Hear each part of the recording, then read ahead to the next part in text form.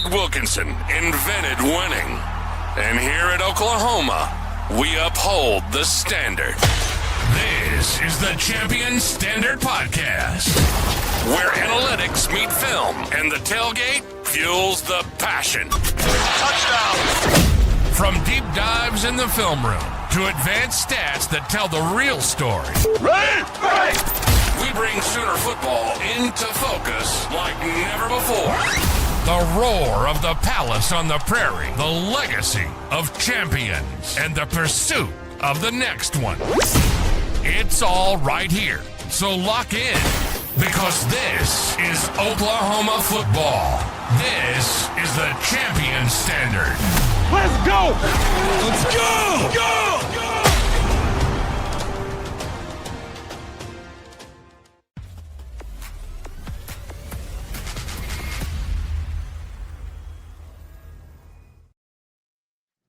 Hey, Sooner fans, we did it again. Did it again. Road Warriors. We are true road Warriors. 2 weeks in a row. Went to Knoxville last week, Tuscaloosa. No big deal. Just walk in there. Still a couple W's. Oh, my gosh. That's crazy. Crazy. It's pretty nuts. I was a doubter a few weeks ago. Yeah, I was. This defense is making us all believers. I mean, they're they absolutely are. tearing it up. They're doing stuff that is just not normal. Yeah. Championship level, man. Yeah, good stuff. Good stuff. Yep. 23-21. Defense, special teams wins another game. Defense. Defense and special teams. Yep. Well, everyone's, defense travels. It does. Brent travels really well, yeah. They're taking that, what is it, the hard to kill mentality everywhere they're going. And they took another one. They stole one. Yeah. Offense was playing horrible.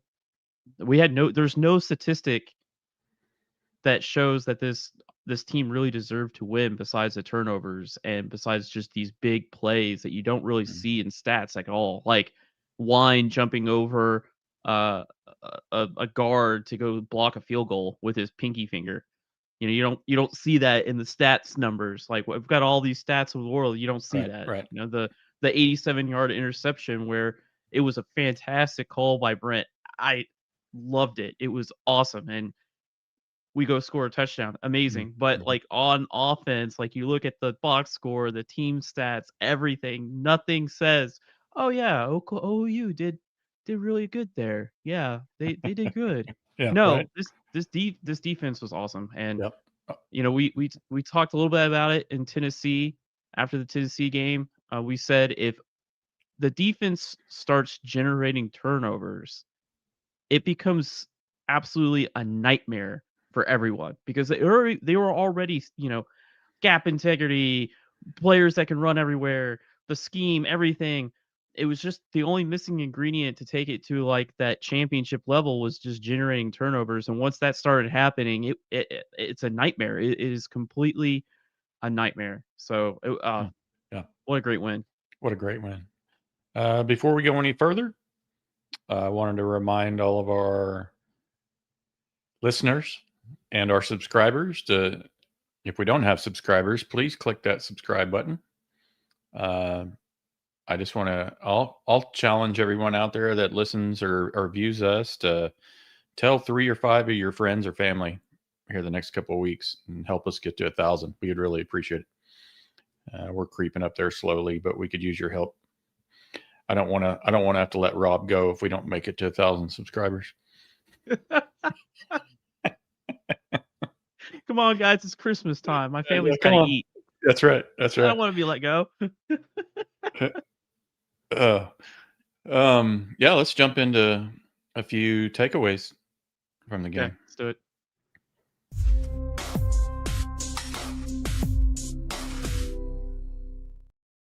First one we already covered. Just Road Warriors. Extremely impressed going on the road 2 weeks in a row. Just strolling into these SEC venues and just stealing these games like it's no big deal. The team just doesn't look uncomfortable on the road. Some teams relish those opportunities, and I think we have one of those teams that enjoys the challenge of it all and shutting up an opposing crowd. Take a lot of pride in that, and they did just that. Don't feel it was back and forth game. Just from watching the Tennessee game last week and this week, the crowd wasn't nearly as hostile as Knoxville. Bama fans, right, just aren't the same as like Tennessee environment. So, truly impressive to. If you would have asked 10 people in August, do we go to Tennessee and Bama back to back and win both those games? Pretty sure 9 out of 10 would have said no. Yeah, without your best pass rusher or technically your best corner coming in with Gentry, and still the guys were banged up. I mean, Jaden Jackson was playing with half an arm. I mean, Britt has always talked about competitive depth, and he exuberates all that passion each and every time he has a chance to speak on it. But this defense has competitive depth all over the place. I mean, we're breaking in. We got to throw some appreciation to Corton Guillory. You knew Alabama was going to put the spotlight on him, and he rised up on it. R. Mason Thomas out. You had Marvin Jones Jr. and PJ step up and make some good plays and just played fantastic. And Taylor Wine as well. I mean, it's just really impressive to see against another quality offense. Alabama's top 15, right? Top 20, one-dimensional, but they're top 15, 20 at their own place. You're down guys, and to see the depth that just, it doesn't look like we missed a beat. I mean, this is scary, Brad. Like, if you're an OC that has to deal with this shit, this is scary. Knowing that their best pass rusher was out, and they still generated all those sacks and all these turnovers. I don't know, man. Like, I would be having so many nightmares on game week trying to prepare for this defense. They do so much crap, man. They're all over the place. They make 11 players feel like 20. The way that they cover so much ground all over the field. No, you're right. Yeah, it's got to feel like there's 15 guys running around out there a lot of times. Yeah. Kind of leads to my. By the way, there's a few people in the chat. You're asking about stats, and yes, we will get to a few of those here in a little bit. Kind of have a flow to the pod where we talk a little bit before we get to them. So just hang with us, please. My second takeaway, you said it, the defense is just, we don't have to use the word elite. Let's just say one of the best in the country, if not, top three, just the way they play. The pick six by Eli, just a total game flipper. We've had 2 of those now, 2 weeks in a row that totally flipped the game. 87-yard, in different ways, pick six. In different ways. You had a scoop and score and then a pick six. Your defensive players are, this defense, we were joking about it last night, but I'm like, when the defense is on the field, this is also our best offense. Right. We were joking, but they're generating more explosive plays. Yeah. More sure. yards. It's true. Explosive plays. True. Yeah, the Eli Bowen pick six. One of our X factors last week was getting Ty Simpson uncomfortable, and he was uncomfortable a lot. He made a couple of throws. I was like, did he really just try to throw that? Yeah. He was just not. He's a good quarterback, and he is. Could pick his part at times, but there were other times you could tell he was rattled. And that's exactly what we were trying to do, is just get him off his game. Yeah, BV, man, who knew him taking the defense back over would turn into this? We had a kind of an idea, but he made it a personal mission to take the rep again and say, hey, I'm still here. I'm still one of the best defensive coordinators in the country, and he's proven it. And you can't be more happy for the guy. Yeah, this defense is so much different. I mean, schematically to Ted Roof, and way different than Zach Alley. Zach Alley and Ted Roof. Ted Roof had like no rhythm in his calls at all. Zach Alley played way too soft, way too predictable. Mm-hmm. And BV taking over calls. We said it during the offseason. I'm like, this is like monumental decision. Like it makes sense because he knows his defense better than anybody. But being a head football coach is hard enough. Being a play caller and a head football coach is you have to be a genius. Mm-hmm. To do it on defense, there's only like Narduzzi and a couple other guys Just that a do it. handful. Like Yep. it's and he I mean it's amazing what he's done. The way that you can tell on film, like the language that he has to be able to put guys in spots all over. You see Kendall Daniels, he's a middle safety. He's a walked up linebacker. He's playing nickel. You have Reggie Powers the third, right? He's technically your nickel, but he's lined up as a safety. He's in the middle of the field. He's blitzing from the boundary corner spot. I mean, like these guys, like I don't think people realize how hard it is to get 11 guys to be like this positionalist defense, to be able to teach all the techniques that from room to room and have a call, be able to have all these different types of calls to put whatever player you want wherever you want Mm-hmm. Mm-hmm. and be a head coach. Like that's Yeah, you have to have a that's cerebral special, team back man. there. You do. You have to have a Yes, lot you of do. smart guys. You do. You have to very smart football Mm-hmm. players. Mm-hmm. Then you have to have really good coaches that are drilling what they see on the field each and every week. They're drilling and drilling, going through all the practice time to, get them, hey, Reggie Powers, when you're at this spot on this down and distance, this is what you could see. On this call, we want you to do this. And then the very next call, you're way over here. You're on the opposite side. This is the different down and distance. And you have to be smart football players, Yeah. incredibly smart football players. Great coaching, man. Yeah. It's just I can't wait to get in the off season because I'm just going to be like studying this because it's really cool. Yeah, and I'll say one more thing, kind of about the defense and BV. Listening to BV in the offseason and just listening to him now, the guy's extremely genuine in his words. Like if you listen to him, he will tell us Taylor Wine is a good football player in the offseason. And we just kind of take it with a grain of salt. The season rolls around. Guess what?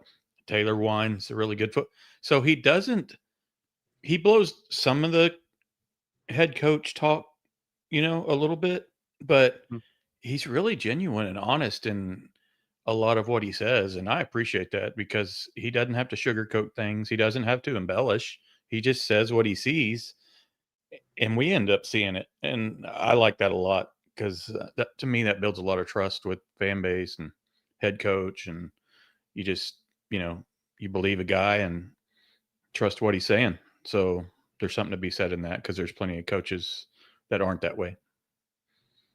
Yeah. Yeah. No, that's why like the coaches show. I love the Monday coaches show.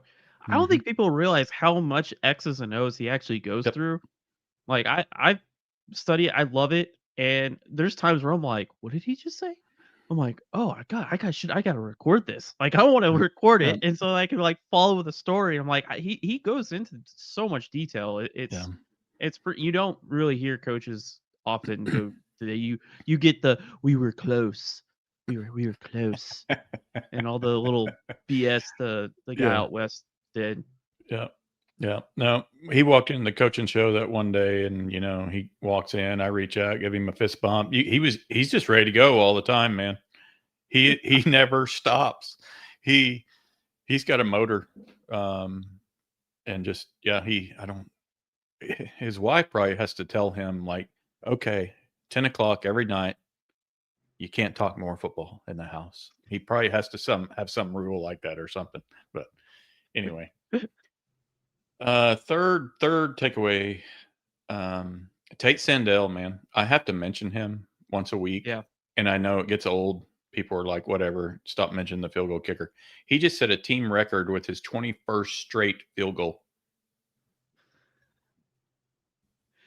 That's crazy.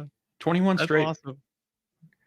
Yeah. Oh, wow. He's, we talked about it last week. We want to start turning our drives, from instead of field goals, touchdowns, but we have the second best option to that. And it's like, we get to the 30-yard line. It's like automatic 3 now. So I guess if you can't score touchdowns, you better have a good field goal kicker. And right. Thank goodness we do. Oh my gosh. Yeah. Can't say enough about him. Just a true weapon on special teams. So we always have to talk a little bit about the bad. So 4th takeaway, offense. Didn't figure anything out this week. No. Same old, just a lot of bad football all around. There was all around. There was maybe one play that I'll talk about today. It's Mm-hmm. really stupid, but it was my favorite play. It was a check down to X-Rob. I thought it was awesome. Okay. Trying to enjoy the little. You gotta Sure. enjoy the little No, details. I'm with you. You have to get the little things right so that you can have the big plays later. And I feel like this offense has to start doing, and Mateer and Arbuckle need to start doing the little things right, Right. the fundamentals, in order so that we can start being an explosive team again. Yeah. But it's so our offense is at a level. The defense is carrying us, obviously, right? So we can get into the playoffs currently the way we are. We can make a significant run in through the playoffs if we had an offense. You and I both know if we'll win 1, maybe 2 games in the playoffs with the offense playing the way it is today. Maybe 1.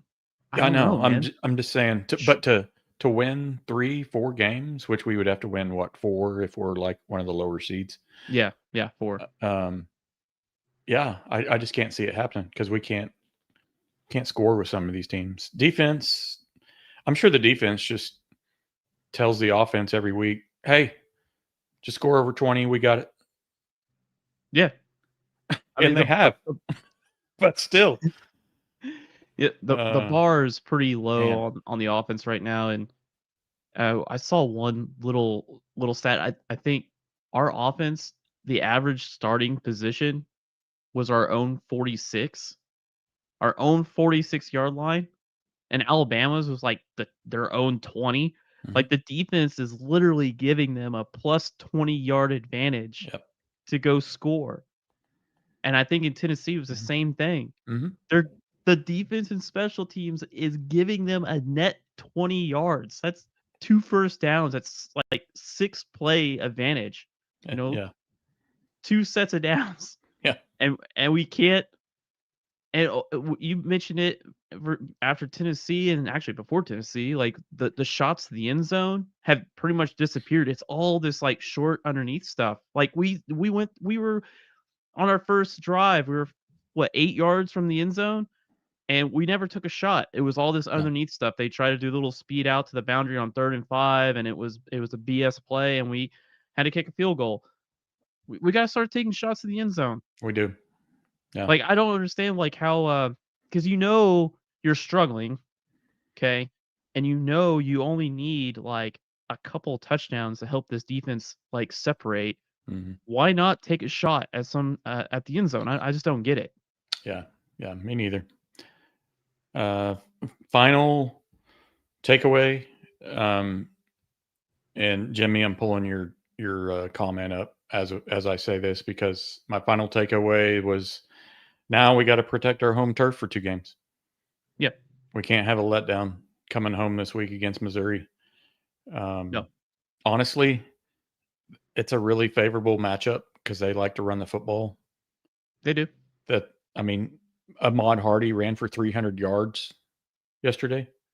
He's a true, maybe best runner that we've seen all year. Oh, and it may not be close. Yeah, I never thought of that. He's really good, really good. Oh, he is. So Yeah. If we stuff the run, we're going to beat Missouri. We're going to handle them pretty easily, in my Actually opinion. Because that's what they hang their hat on, is their run game. I got a whole bunch of Missouri tape in here too. No, Hardy's really good. He is. So, That offense, the entire identity is wide zone. Like everything they do out of it. You know, I've been cataloging Missouri stuff for a few years, and like I always said about 60 to 65% of their plays is either wide zone run, wide zone RPO, wide zone PA boot, or wide zone half roll. Like they just run the same front action over and over and over again. And that's why they're able, they just commit to it. It's their identity. And no matter if they've got a backup quarterback or not, it doesn't matter. Like that's who they are. They're not going to suddenly just change. And that Missouri defense is good. Like it is. on the back end, they're really good. They almost had Alabama. They had a coverage bust, one coverage bust, and they would have had Alabama win. They would have beaten them. They were on their way to do it. And they had a coverage bust and it all went downhill. But Missouri's a solid team. But yeah, I think Jimmy's right. We shouldn't worry about playoffs right now. We got to get through. No, and I'm speaking LSU. I'm speaking playoffs in terms of winning our next two games. Yeah. And LSU, they look like uninspired players. Like I think with the firing of Brian Kelly, that Alabama, I tried watching the LSU Alabama game just to get more Alabama stuff in. I couldn't watch it. I felt like LSU is hung up. I think their players are just done. Like I don't still gonna beat them, still gonna be a game, still play your game and all that. But LSU looks like a team that's just sort of waiting for the excuse to lay down and die in a game. So yeah. No, I'm with you. I just pulled it up.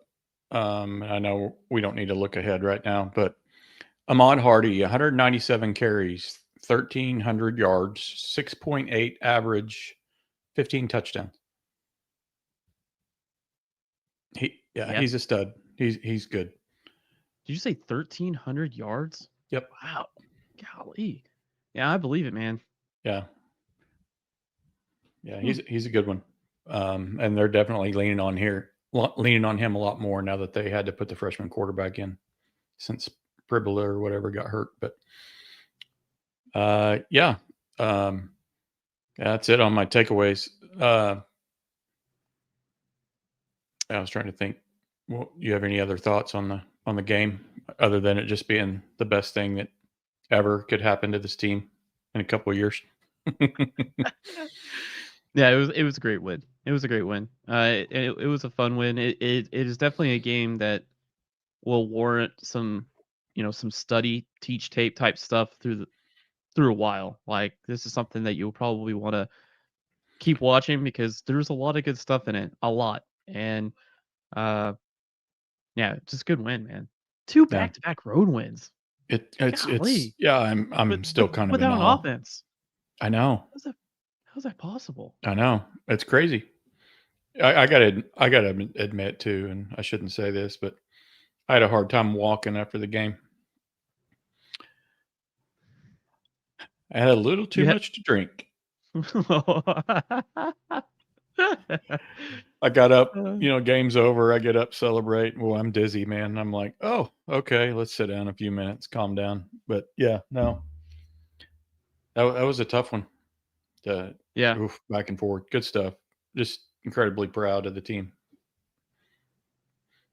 That's hard to do, go on the road. Yeah, you want to dive into some you said you want to look at some metrics and then maybe some film or stats, right? Yeah, we'll do a few metrics and then we'll do like a few plays. We'll do a few plays. Okay.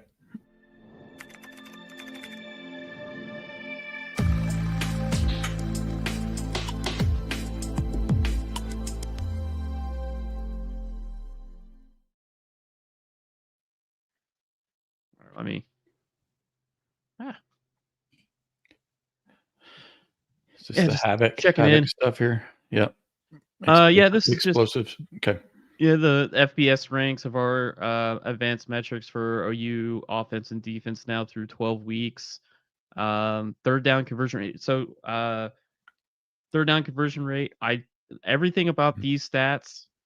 We can look at defense because we're not gonna look at offense. They suck. So let's appreciate the defense. I try to spin. I try to put a positive spin on the offense each week, Rob, somehow, and I'm grasping at straws at this point. Yeah, it's just I don't blame you, man. So this this is in my metrics, I take out penalties. I don't care about penalties. Whether there's some people like team rankings and even like Bill Connolly that, like, for instance, if offense on third down gets a penalty, then whether if it's favorable to them and they convert, then they get a first down. So like it's a third down conversion. I don't really care for that. I kind of like the idea of just straight up football scrimmage plays and scrimmage plays only. So for third down conversion rate allowed, I have OU's defense giving up 31% of third downs with a FPS rank of 7th in the country. And reminding that is after, this isn't like a Big Ten schedule. This is after Tennessee and Alabama. Right. And we've been hovering from 1st to 5th, like 1st in the top 5, and we've just dipped just a little bit. Like a little bit. Explosiveness allowed, that's total yards on like the biggest plays given up on the year. OU's had some big play, the Michigan play and some other plays, but I mean that's here and there really. Havoc, that's your sacks, tackles for a loss, PBUs, interceptions. We're 2nd in the country. Wow. According to mine. O-line yards allowed, we're 3rd in the country. That's like from third down conversions, O-line yards allowed, and Havoc is for the year. I mean, that's really, really, really good.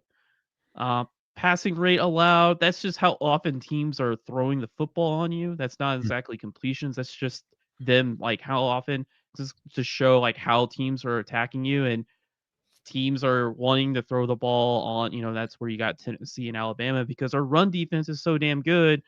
They really don't have a choice. They have to find production somewhere. So that's the rate of pass calls allowed. Let's see here. Trying to see. So yeah, explosive. The standard down explosiveness allowed. Those are all the big plays that we've had on first and second down. Again, Michigan, Illinois State, there was a big one. Just some of those. But coming down here, so yards rush allowed. So again, no non-penalties, but also removing sack yards and sacks. So any sort of like negative yardage, how like ESPN will take their rush yards, and if you rush for 100, but you had 20 yards worth of sacks, you end up being 80, right? With all of that taken out, OU has given up 3.65 yards a rush for 5th in the country. Wow. It's pretty good. Can you scroll up a little bit? I think we got the chat bill kind of in the way there. Oh, sorry. There we go. There we go. Thanks. Yeah, so yards rush allowed for OU's defense, non-penalty, non-sack yards, 3.6 yards a carry for 5th in the country. After all those offenses that we've gone through, Ole Miss, Tennessee, Alabama, I mean, yeah, no, that's impressive. Yeah, no, just all the top 15 stats, which I know are the darker green and green, are very impressive. Yards per drop back allowed, again, no sacks, no penalties, nothing of that. 5.41 yards a drop back for 14th in the country. So just really, really, really good.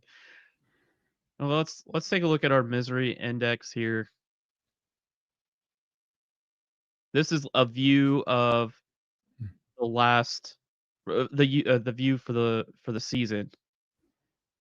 Dang it. Yep. Do we want to look at the country, or should we look at the SEC? No, that's fine. Since we stand out in the country, that's good. Okay. So this is the quarterback misery matrix. On the left is EPA drop back allowed, or the efficiency every time a quarterback drops back. So these teams up in the top left corner are teams that are really bad at limiting the quarterback efficiency. So that means they're getting torn up in the pass, essentially. And then on the bottom here is havoc rate. So this is how often you are generating TFL sacks and TFL sacks, pass breakups, interceptions. So all these teams are like on the right from up here over, like this Tarleton State, they generate a 18% of havoc rate on their dropbacks.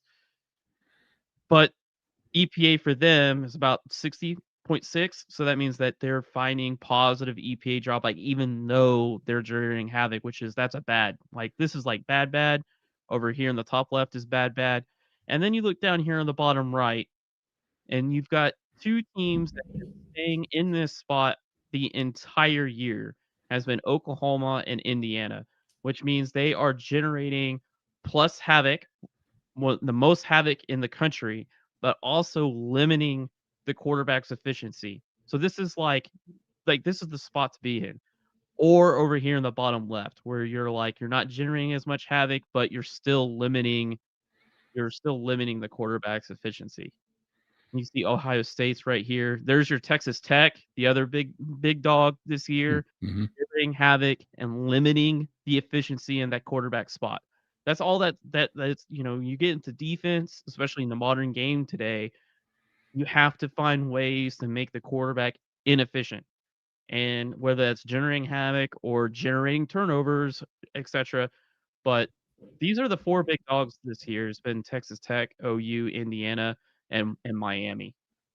And if OU had an offense, You got A&M there buried just behind Tech to the left too. They're in the mix. oh, yep, Yep. right here, yep, Yep. yeah, A&M's right. Yeah, I can't quite get them, but we can go down here. This is better, another view. Yep. So this is after you take away like the country. This is just the SEC. So OU again on an island by itself, Mm-hmm. basically saying they can generate an incredible amount of havoc and see it when the quarterback efficiency drops. Teams like Georgia, Vanderbilt, and Arky, like they're generating not as much havoc compared to the average SEC team, and they're getting absolutely shellacked by quarterback efficiency. So, yeah, and I think you've said this before. If you could like almost draw a line from teams that were good and were not good. Yeah. So, Yep. Yep. any questions in the chat, Brad? I don't see any right now. No. Okay, where are we on here? Okay, so this is offense. Let me go one offense.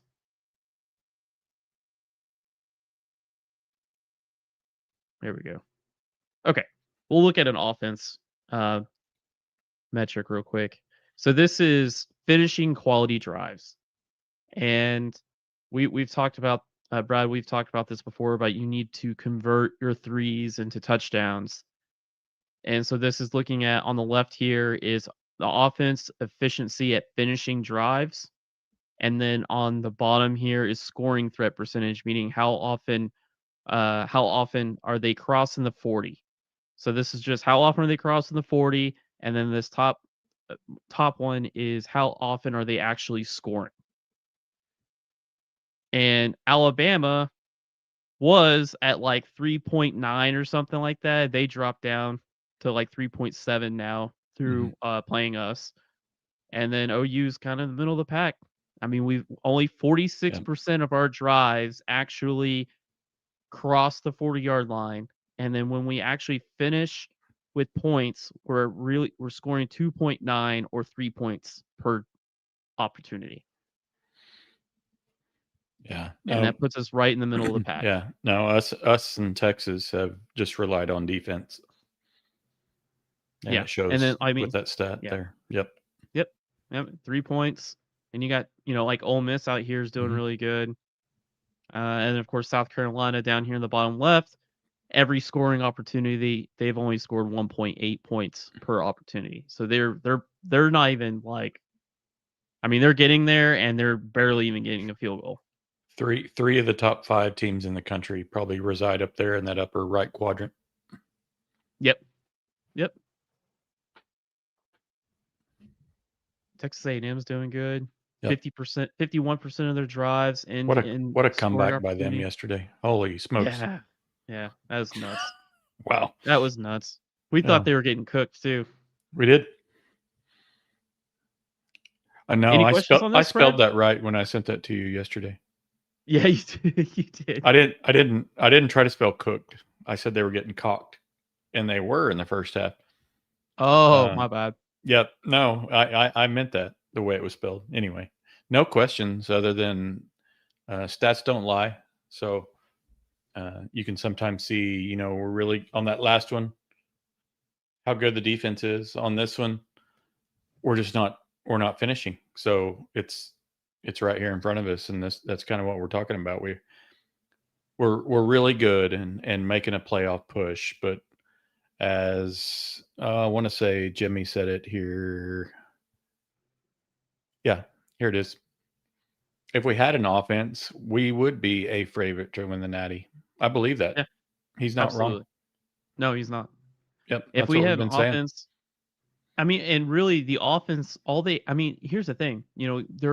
They're crossing the opponent, or we're crossing our the 40-yard line for a scoring opportunity 46% of the time.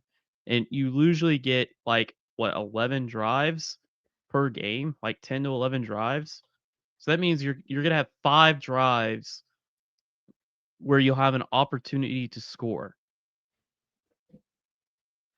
If we can convert one touchdown 1 from to a 2. 3 to Yeah. 1 to 2, Yep.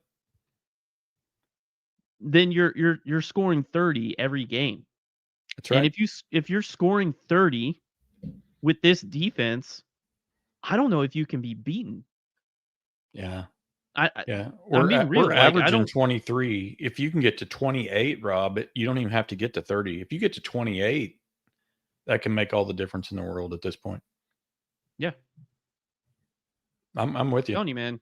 It just, we gotta, and that's where it goes back to being 9-10 yards from the goal, from the end zone, and we never take a shot into the end zone. Nope. We don't take shots in the end zone. Why? That doesn't make sense. Look how damn close you are. You just need a couple of touchdowns. Yeah, Throw the ball in the end zone. I said it after the Texas game. I don't know if I just told you or if I said it on the pod, but after that Texas game, I felt like there's sharks in the water after Mateer. He has a confidence problem. He admitted he can't see the field well. Teams are just kind of teeing off and making him beat them, and he can't. So until he prove he can, they're just going to keep doing the same thing. Yep. Are we ready for the next section? You want to go into absolutely. film? Or we got any questions? Okay. Do some film, and any of y'all that are on the chat, Rob has a few film plays queued up, but if there's one that comes to mind, just throw it out there, and we might have it, might not. Putting pressure on you, Rob. I mean, if it's on offense, I probably have it. Defense might take a little bit of time. I didn't have time today to break down the defense, but I mean, I've got it all. We'll just have to find it. Yeah. All right, let's do it, man. Yep.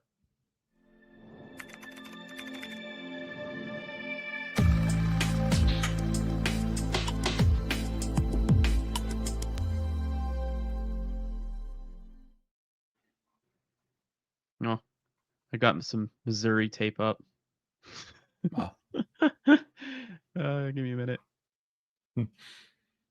I like watching Missouri. I don't like them either. I hate them, but they're really fun offense to they are. They to are. study. Where is it? Can't see.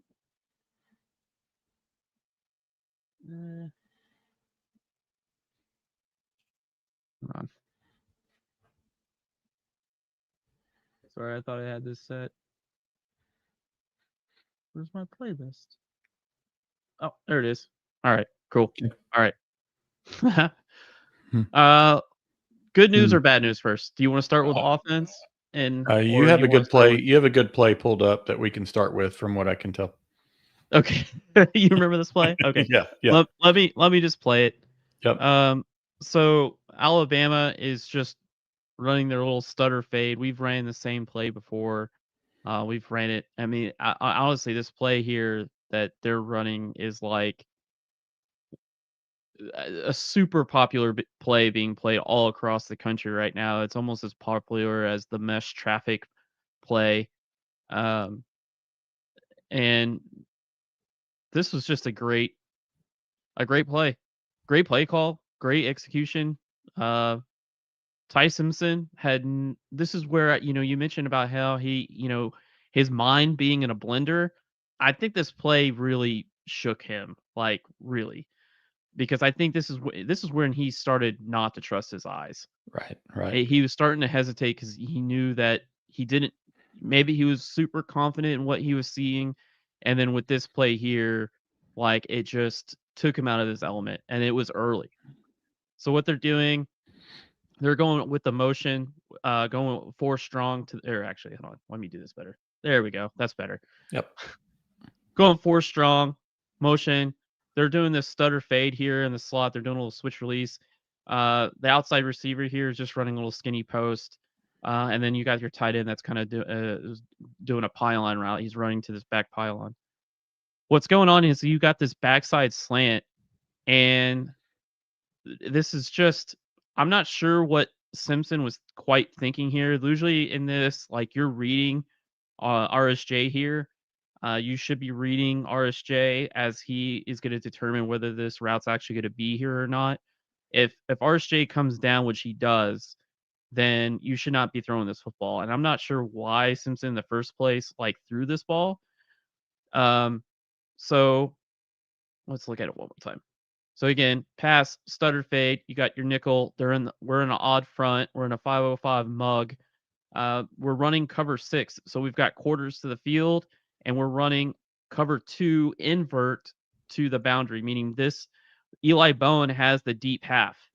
So Eli Bowen's responsibility is actually this deep half, just as if he was a safety. It's invert just means that the safety and the corner have inverted responsibilities, meaning RSJ is now the flat player. That's why he's keeping his eyes on Simpson the whole time. That's why he is like crashing down on this like instantly, and that's why Eli is literally like as soon as the ball, he is taking off, and RSJ keeps his eyes on it. I'm not sure what Simpson sees there. I think the pressure might have just accelerated him a bit. But as soon as RSJ takes 1-2 steps here, this ball should not be thrown. Right. Like he should be moving off of it. But I'm thinking because of the pressure with Kip here in the middle of the middle of the line being unblocked, he feels like he has no choice and he has to take it, and he just ends up throwing it right to Eli. Yep. Yeah. I Great. don't know if you can pick it up here, but number 64 did a hell of a job not giving up on this play. It's hard to see there. It's kind of blurry and it's far away. But man, that lineman, he was lumbering down the sidelines. So another thing is that Kip does a fantastic job of decising his blitz. He's going right here. And no matter if this motion happens or doesn't happen, his responsibility is this gap. And with the motion, he actually acts as if he's kind of bumping out and then he takes off. Nice. He didn't have to do that. I mean, he didn't have, I mean, that's just, he doesn't have to do that.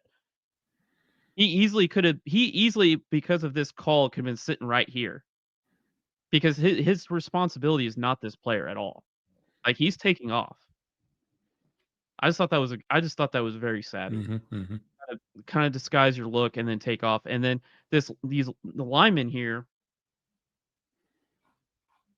So you've got Wine, who's matching on the first guy out. You've got Jaden Jackson, who is now your contained under pressure. That's why he's working out. 38. Heineke is going to be your wall player to to the quarter side, and then you've got David Stone, and then you've got Marvin Jones Jr. that are just playing B to C.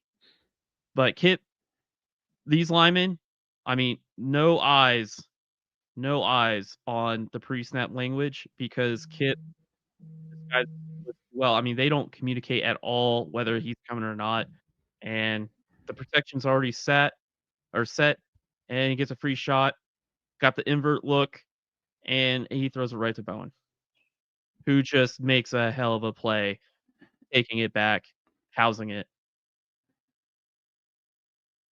Oh, 64. Yeah, same. Yeah, man. He tried, man. I think that's for me.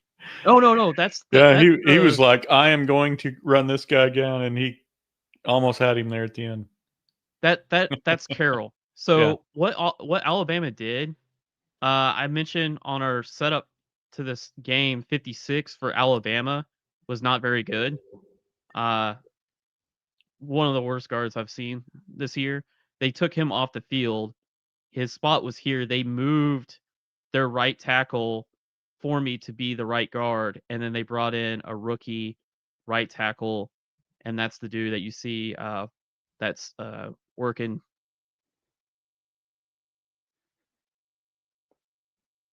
And I think it's Michael Carroll. Anyway, good play. Great play. Absolutely. Yep. Game changer. That that totally flipped the game right there, of course. Let me see. Let me put these in order here. Yeah, let's look at this one. So this is a 3rd and 9. This is a 3rd and 9 with a minute left in the third quarter. We're down 21-20, and what we mentioned on the Tennessee pod was, how do you play against this Alabama offense, because they have some really incredible skill players. Do you want to play off and play zone and keep everything in front of you, or do you want to man up on them and run with them? And what choice do you have? And if you run, then they can, with their speed, my cat versus your cat's better. There's nothing I can do. Yeah. But in this game, especially in the late half of the game, we showed you quarters and the cover 6 look that we gave. Many of our instances, we just went man coverage on. We just said we're better than you. And I have to say, Brad, if you're willing to believe as a coach in your players that my guy is better than your guy, and those guys happen to be Alabama receivers and Ryan Williams and Bernard. Sure. It's a championship level defense, man. That's extreme confidence in your team. And you know what I love? Stop it right here. Don't start it yet. See, we got 6 guys up there, coming. Alabama sends some guys out, and I don't know, you may have to rewind it. We don't even blink. Guys don't drop out of what we're doing. We're confident in what we're doing. It's like we're the aggressor. We don't care. We don't care what the other team's doing. We're running our play, and there's nothing you can do to make us get out of what we're doing, because they didn't even blink. Yep. They looked around, but all 6 guys stayed put. They knew the play. They didn't change it. Just confidence between the coach and the defense.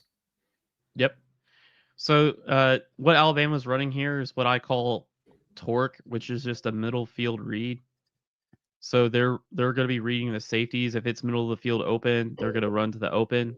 If it's closed, like a cover 3 or a cover 1 or whatever, cover 3 or whatever, they're going to run. They're going to run skinny posts instead of breaking it more inside.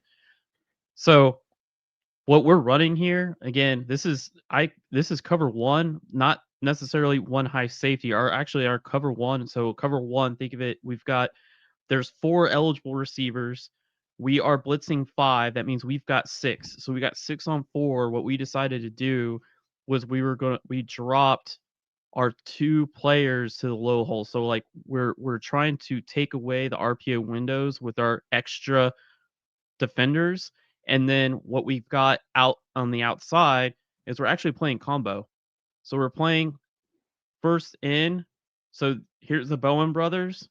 First in, Eli's going to take. First out, Peyton's going to take. So they're in a stack formation. So usually in stacks and bunches, if you're going to play man coverage, you're going to combo it depending on how you want your defenders, on who takes the in, who takes the out, etc., etc.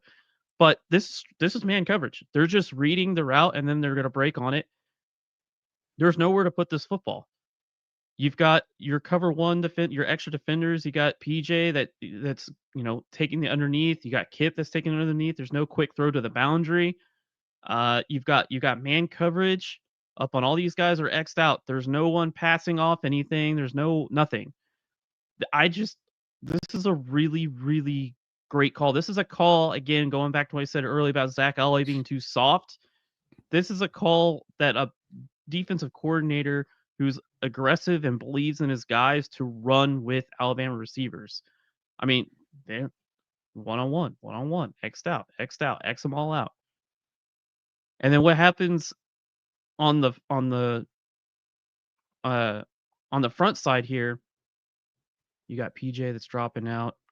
I believe it's Kip that's dropping into the hole. Yep. And then I'm sure this guy's probably going to wrap around. Sorry, I've only watched this play one time. So, yeah. So you got contain. Boom, boom. And then you got Kendall Daniels that's working his way. But really, Alabama does a great job here. Alabama has everybody locked up. They picked up everyone up. Yep. They picked up everybody. Everyone's picked up. I mean, this is good protection. But there's one dude that decides, like, nope, here's a rookie in 64, and then here's your badass in the making at edge. I mean, just a badass. Like, Taylor Wines made some insane plays. He just runs around him and just gives a good old licking on Simpson. And then Daniels does his thing. Yeah, this is not bad.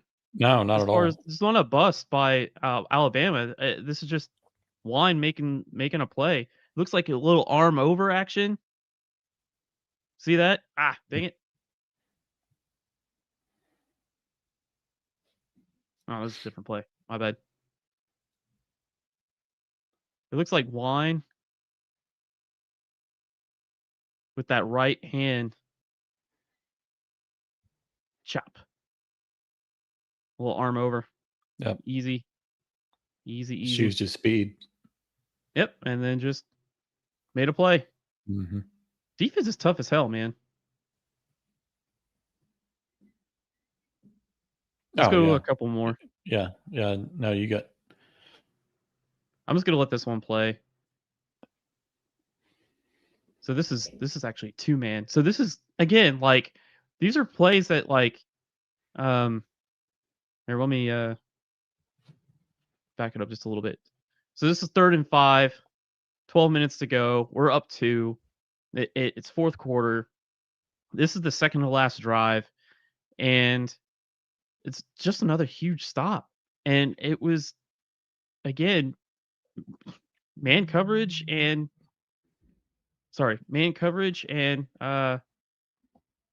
pressure.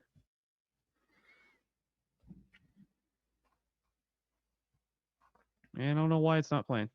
There we go. I'm just going to let it play. Enjoy it. Savor it. Love the communication. Yep. They obviously made a call here. I'll have to study it some more and try to figure it out, but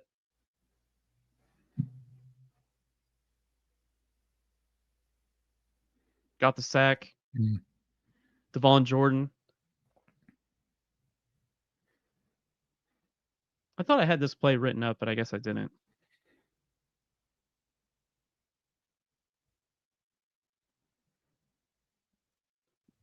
Corner blitz from Devon. Got a little twist game. I mean, great call, but Devin makes this, man. He comes in with such velocity. Oh, wow. Yeah. That he just eats that running back alive. He just wanted it more. He wanted his own sack. He made his own destiny.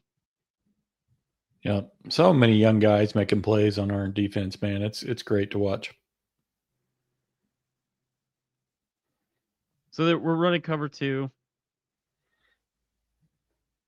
And then we've got our wall players that are matching on the inside receivers. I think it's I'm not sure who's coming out. Oh, okay, so it's Kobe taking the 2 or the new 2.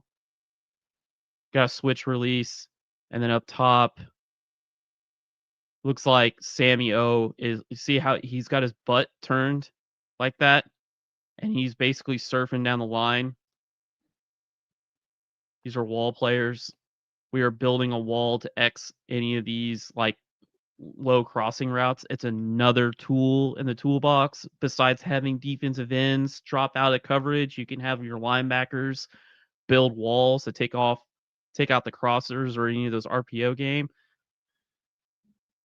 And look at that. I mean, like you've got Every defender's right on a receiver. That's what I'm saying. Yep. Yeah, that's and then you got coverage, Peyton, man. Peyton back there just playing center field. Yep. Yeah, this looks like cloud to me.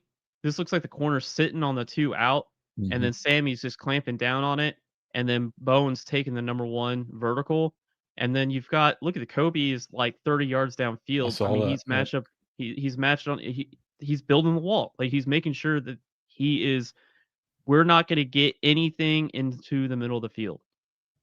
I don't see this very often, and Brad, usually you don't see this coverage often because if you are afraid of the quarterback run game and this quarterback squirts out, that is a huge play. So you usually do not call this unless it's like 3rd and plus, 3rd and 5. This is kind of ballsy. It's like kind of a ballsy call because if he gets out of here, it could be a big play. But Kobe's, just running down the middle of the field, 30 yards downfield. And that's what we kind of go to about how this defense, the play bag is so vast and he can put players wherever he wants all over the field.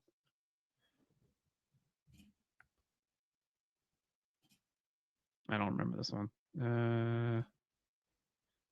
Oh, this is just a quick play. This is just inside zone, but we're just in a 505 Knox, and look at David Stone.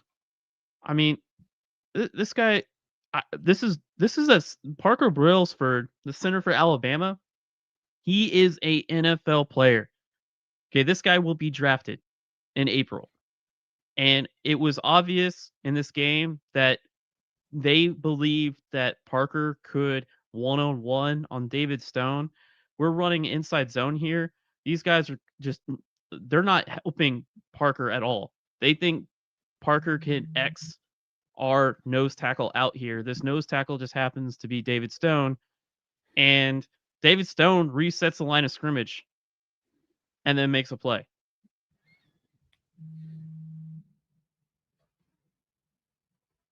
Low man wins. Drives him. Look, I mean, David is literally controlling his body. He's controlling Parker's body right there. He peeks left. Look at that. He peeks to the right. Peeks to the right. Huh? Comes back left. Shit gets off. Makes a play. That is a bad man, Brad. That dude is bad. He is. God. Dude, I don't think you realize how hard that is to do on a Sunday player. He's made a huge leap this year, and it's awesome. That is It's awesome to watch him. Every week that guy's getting better. It is scary. Oh, man. What is this? Oh, okay. So this is 1st and 10. This is my favorite play of the game. This is the end of the game. This is literally this is just before Peyton Bowen's 4th and 6 incompletion to win the game. But to me, this is the play that won the game for the defense right here. You have, I think it's the 3rd to last, maybe the 4th to last play. So Alabama is running mesh. They've got the mesh route between the tight end and the inside receiver. They've got an OTB route or over the ball route by the outside receiver. They've got the running back running a rail to the boundary, and then they've got an Omaha speed out by the outside receiver. This is 1st and 10 with the game, like the last drive of the game. I think let me look back on the time. There's 2 minutes left. Yep. It's out of the 2 minute half, 2 minute whatever. So we're in an obvious. It looks from pre-snap. This has got to be some sort of man or some cover one, and it is. We went man coverage on these receivers, and I'm just gonna let it play. But sack, 12-yard loss. But this is the play that won, in my opinion, won the game. You put them 12 yards back. Now they go to second and 22. They get nowhere. 3rd and 22. They have one big play, and then it's 4th and 6, and they ran out. But what all this is look. I want to pay attention to Heineke on this play. I don't know. I can't remember the textbook call for this. But it's a dropout, but he sells this dropout. He gets into the face of this of Caden Proctor and the left guard here. And I believe this is I believe that's Wine. I can't remember. Maybe it's Jane Jackson. I'm not sure. I forgot who's right here behind. All he's doing is he's contained. David Stone is contained. Their drop RSJ is manned up on the tight end. And Kip, the left guard, doesn't see him. So down the line, you've got man coverage, Marvin Jones Jr. and Eli again, kind of doing this combo. It looks like they're treating this as a bunch between the running back, the tight end, and the receiver. He's got first out, and then Peyton Bowen has first in.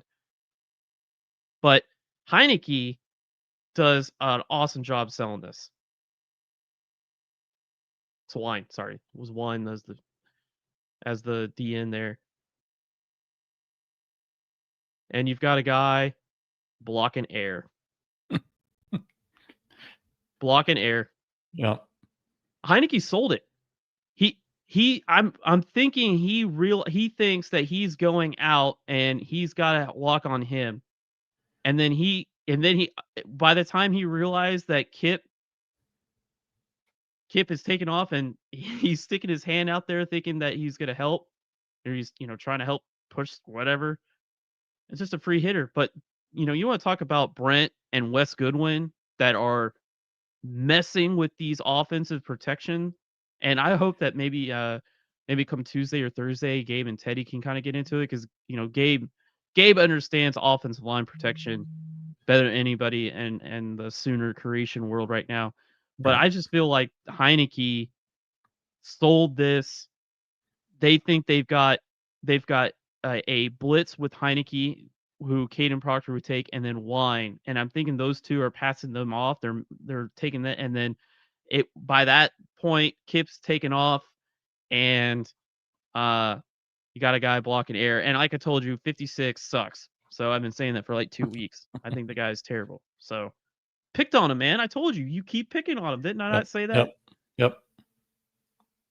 Okay, we'll look at my favorite offensive play, and if there's any questions or any other plays we can take a look at, and then we can wrap it up. This is my favorite play. I love this play. Look at that. That's beautiful, Brad. Very calm and collected. Just take what's given. Beautiful. Look left. No panic feet. Dump it down. My God. More of that. Amazing. Like that. I praise this. This is good. Good protection. Looking right, looking left, and let's look. What is he seeing? So what do we got here?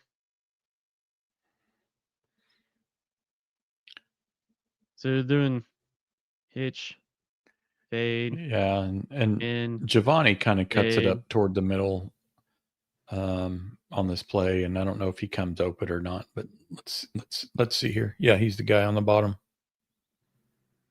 It's He'll cover kind of 3 turn it by up like Bama. a skinny post. Oh no, that's an in. My bad. Yep. Yeah. Hey, cover 3. Mhm. Seams and flats. Seams and flats. Stick to it. Seams and flats. That's all you got to do. Hey. Let me. It's not. Well, let me. There's another play in here. Okay, so this one I have marked Y. So let me remember what this play was. I'm just gonna let it play. But I wrote down as a note Y, as in what are we doing? Oh, yeah. Okay. So again, just gonna let it play. You tell me what you see.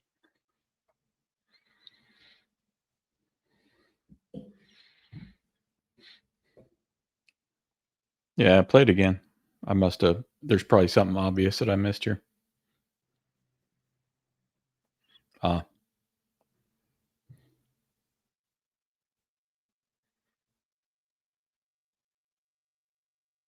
So this is a switch curls play, and that's kind of they're Oof. trying to Yeah, you space them out. got to get it to him And early there. I mean, I don't. This is the thing. Like Mateer is playing like a football player. He needs to stop that. He Right. needs to start playing like a quarterback. He's trying to be a football player. You're not a football player. You're a quarterback. Throw the ball. He's the football player. Yeah. You're the quarterback. Throw him the ball. Throw him the ball. Get him to turn up. That's the play. That's the play the defense gave you. You Yep. just did it with X-Rob. Why are we doing this? I don't care if it's 2nd and 13. I don't care if it's 3rd and 13 Yeah. or 4th and 13. That's the play. If that's the call and that's what the defense gave you, you take it Yeah. every time. But instead, we took a sack. Ugh. Dumb. Like, Yeah. stop. Don't understand, man. His vision Stop. has been so bad the last month. Stop being a football player. Be a quarterback. I don't remember this one. Oh, that's my. Yeah, this is another one. Now he could have. Here, I'm sorry. Again, curls. Like we loved our curls and our switch curls and stuff like that. We're running a deep curl, and we got flat and flat because we're getting a lot of cover 3. And if you want to beat cover 3, you either hit them in the seams or you hit them in the flat. Like there was a game I watched between the 49ers and the Rams. And McVay and 49ers are a heavy cover 3 team. And McVay, with their running back, forgot his name, fantasy hero of people last year.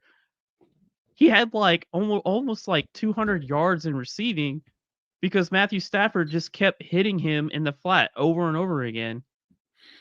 And this is 3rd and 9. You're trying. You're trying. There's a guy right there too. Yeah, maybe you thread the needle there on the sticks, but we went there instead, and we had to drop another check down there. But I'm not trying to be too picky here. Yeah, a couple of comments over here, Rob, just so you know. Our stream was suspended for policy violations. Or what? The stream was suspended for policy violations. Oh, bummer. So, and then there's speculation over here in the chat too that the all 22 film, you're not supposed to show probably. that, all that good stuff. So, just letting you know, we're no longer streaming. Oh, that's a bummer. Yeah. Yeah. Oh, somebody said we're back. Good for us. Oh, yay. Oh, good stuff. Anyway, 30. Yep. Oh, okay. Last one. No. Yeah, last one. Real quick. So this is 39. This is like one of our last plays. This is our tunnel screen. I'm not sure why Mateer's this is again going back to like the little details. We're trying to run a middle screen here, and we've got this like we're trying to run Satana. We're motioning him out, and then we're gonna kick him underneath. So we're gonna have him come out here, boom, just the classic middle screen. What I don't understand is why he hiked the ball so early. So because when he hikes this ball, Satana like he has his back turned. He takes like 1-2 extra steps, then he has to break down and then turn around and then get upfield. Hmm. And by the time you do that, you've got an offensive line that are told, obviously being coached, hey, get upfield. And now you've got Mateer with 2 defenders Right. in his face and throws it. I'm like, the timing of Mhm. that does not make any sense. Right. Like, I get you putting a guy in motion, but don't hike the ball when he's got to take 3 steps, break down, turn around. Like, this should be like a quick timing hit. Like, it should happen like right now. And if you look how like it,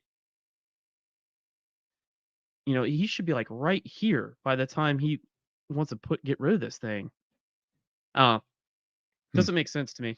Yeah. No, he's missed so many reads and guys that are open the last month or so. It's been bad. It's been bad. So Hmm. yeah. So I don't know if people are watching us now, but we still have our chat friends, and that's all that matters. So Oh, yeah, that's all that matters. somebody said, "Who's the rat? Who's the rat out Wow. there?" Yeah, who knows? Who knows? Someone that Plenty of people. I mean, Brooks Austin has film all the time, and Yeah. he's going through shit. Yeah, I mean, there's a lot of people that have it. Just probably just some jelly rolls. that's right. I agree. Oh, good stuff. What a game. It's always nice looking at film and just after another huge win. Oh I yeah, still woke up this morning and I had to, it still hadn't quite sink in that these last 2 weeks have happened the way they have. yeah, It's impressive. It really is. yeah. Probably the two best back-to-back road wins in the conference this year. Yeah, for sure. I don't have any other schedules in front of me, but that's just how it feels. Yeah, I would be hard pressed to see if there's and the way that we did it too. Yep. You know, Yeah. I doubt it. Yeah. Yeah. Um, who's got were we wanting to chat a little bit about playoffs? I know we mentioned it a little bit. Um, this was kind of we felt if we lost this game, that would probably kind of push us out of playoff contention, just getting a third Mhm. loss. And there's so many other teams in the conference that are ahead of us. But winning this changes everything. It was that pivotal game. Yes, we still need to win our last 2. I'm not trying to jump ahead here. I'm just making the point that this was the toughest of the 3 remaining games on the road in Tuscaloosa. You had to win this to make the other 2 possible. I mean, and here we are. We have 2 unranked teams in front of us now at home. I know. And like I said, Missouri will be our last, in my opinion, the last big game. I think LSU's hung it up. So we just need to get through the Rooster kickoff, Yep. the bad weather game, the emotional high of this last one, and just go take care of business. Hopefully our defense doesn't have to have 3 turnovers to win this game. Hopefully our offense can just drive and score like a Yeah. competent offense, Yeah. and Yeah. we'll be right. Yeah, I think you can go if Missouri thinks they're going to come in and run the ball for 250 yards. Good luck. So if that's their game plan, fine. By all means, try. Yeah. I think this could be one of those like games where we hold a team to like 13. Missouri, like I said, like everyone knows who they are. Britt knows who they are. The defense knows who they are. You know what you expect. This would be a great game to go in there and beat the crap out of somebody in front of your home crowd that you haven't seen in a really long time.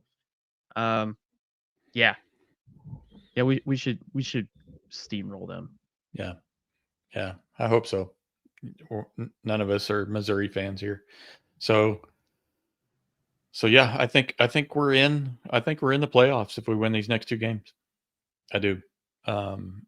There's a lot of teams that have tougher schedules left. So I think there's going to be a few more casualties, to fall out of the top 10 or whatever, so to speak. And then, of course, you got that one stupid group of 4 that gets an automatic, which is just crazy. I hate that, man. But just I rank think the top 12. Yeah, I think we'll get in the top 10. 12. We'll get firmly in the top 10 if we win the next 2, and we'll be good. And then there'll be a few others that lose, that drop out. But just, man, what more do you want? 2 weeks left. Here we are talking playoffs, potentially. Yeah.